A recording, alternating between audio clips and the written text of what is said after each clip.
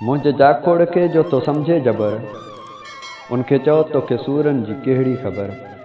मुंहिंजे जाखोड़ खे जो तो सम्झे जबर, उनखे चओ तोखे सूरनि जी कहिड़ी ख़बर। पोइ खां बि मथे आऊं पतोड़ियां पियो, खीर आहे खरियल तब विलोड़ियां पियो। कंहिं अभागे त निंड खे उखोड़ियां पियो, नींहं आहे चयो मूंसां जागी निबर। मुंहिंजे जाखोड़ खे जो तो सम्झे जबर, उनखे चओ तोखे सूरनि जी कहिड़ी ख़बर। फलकारा जो जेको ज़ोन आहे सो सॼो ऑयल ऐं तेल जे हवाले सां तव्हांजे लफ़्ज़नि वांगे त दुबई सॼो वञे थो। ऐं उन दुबई वारे यूनियन काउंसिल में असांजा जेके ॻोठ आहिनि, तव्हां काफ़ी ॻोठनि जा मंदर ॾिठा हूंदा। असांजी बदकिस्मती आहे असांजे हिन सॼे ॻोठ में जेको पीअण जो पाणी आहे उहो रिसर्च लेबोरेटरियुनि तरफ़ां रिजेक्ट कयल आहे।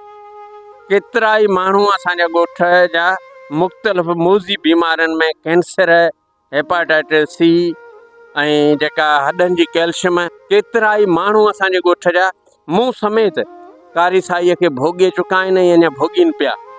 मुंहिंजो बि हिकिड़े 2 दफ़ा कोरस थियल आहे, अञा बि इन शइ में लोड़िया पियो।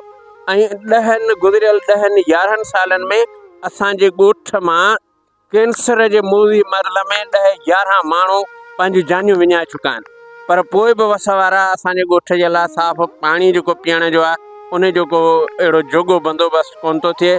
जेकॾहिं हेतिरो असां वटि तेल आहे, हेतिरो असां वटि मैदनी माल आहे, मिल्कियतूं आहिनि सिंध जी सरज़मीन में, त पोइ हीअ आसपास जे ॻोठनि सां अहिड़ी विधन छो आहे? तइलीम जे हवाले सां को तेल कंपनी सां को कमु कयो?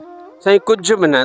कम जेके बि थियल आहिनि तव्हां ॾिसो, कॾहिं बि तेल कंपनी वारनि जे हवाले सां हिते असां वटि को माण्हू लंघी कोन आयो आहे त तव्हांजे ॻोठ में नियाणियुनि जी तइलीम जो मयार छा आहे, तव्हांजे ॻोठ में तइलीम जो सिलसिलो कीअं पियो हले। तहलके मातली जो वॾी आबादी वारो ॻोठ आहे जिराहो आले पुटो, ऐं तमामु क़दीमी ॻोठ आहे। ऐं उते सहूलियतुनि जी जेका अणाठ आहे उहा तव्हां सभु ॾिसी आया आहियो। न असां वटि गैस आहे, न असां वटि का डिस्पेंसरी आहे।